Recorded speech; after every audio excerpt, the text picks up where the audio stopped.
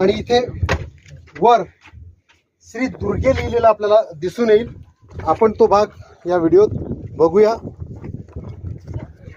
स्पष्ट इथे आपल्याला दिसते देवनागरीत श्री दुर्गे लिहिलेलं.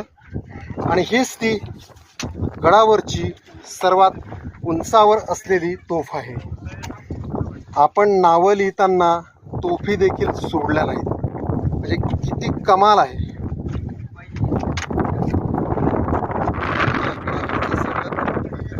उंच असा भाग आहे.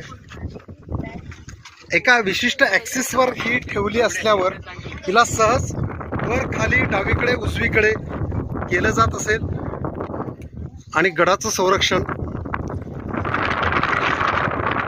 त्या गडाचं सगळं वैशिष्ट्य आहे की खूप साऱ्या त्या गडावर ज्या आहेत त्या ठेवलेल्या आपल्याला दिसून येतील. अवश्य तुम्ही देवगिरी